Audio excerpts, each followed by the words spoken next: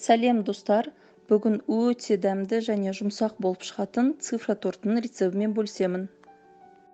Ол үшін қызып тұрған ыдысымызға қант, бөлме температурасындағы бір жұмыртқа, бал, шымшым тұз және сары май қосып, массамызды бір келкі болғанша араластырамыз.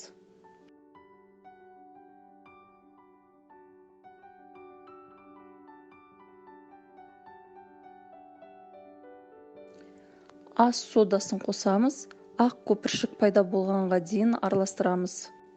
Пешімізді сөндіріп, електен өткен ұнымызды біртіндеп қосып араластырамыз.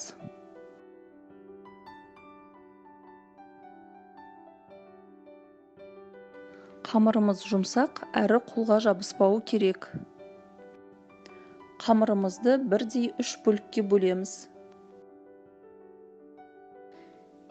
Пергамент қағазының үстіне қамырымызды илейміз. Қамырымыздың қалыңдығы 2-3 мм болуы керек. Алдын ала кесіп дайындап қойған санымызды қамырдың бетіне қойып, кесіп аламыз. Артық қамырды алып тастаймыз.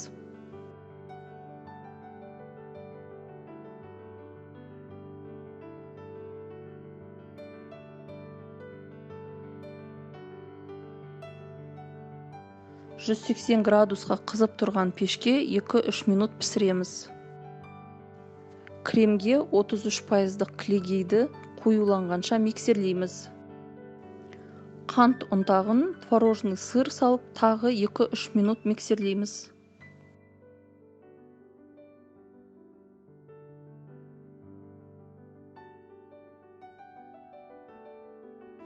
Балды корждарымыз суыған соң, әр қабатына крем жағамыз.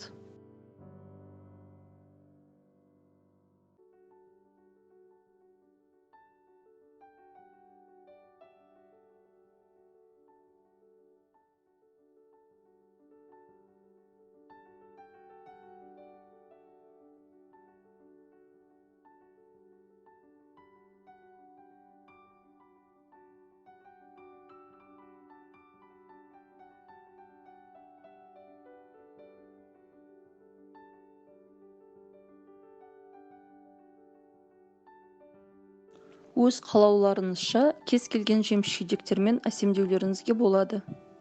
Мен апельсин, киви, клубника жидектермен әсемдедім.